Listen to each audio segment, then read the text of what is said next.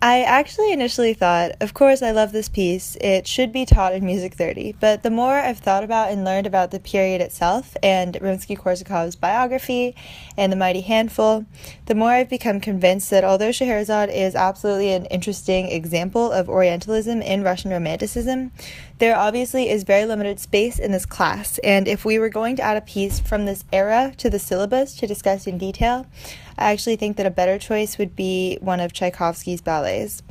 Although I love Rimsky-Korsakov and I love this piece, I think Tchaikovsky is one of the only composers I can think of that really has a strong grasp on modern day culture and a strong influence on how we perceive classical music today.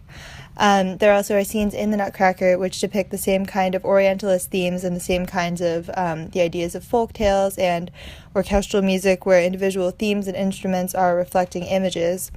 All of those things are reflected in what we also see in Scheherazade. So, although in an ideal world we'd be able to cover every important piece from every era, I actually think that if we were to consider what is the most important piece from this era, what piece symbolizes the characteristics of this era, what can we really analyze that says the most about how we perceive this era today, and what is culturally relevant, I don't think this piece would be it. I do love this piece, though, and I'm glad I got to explore it. Thank you for listening.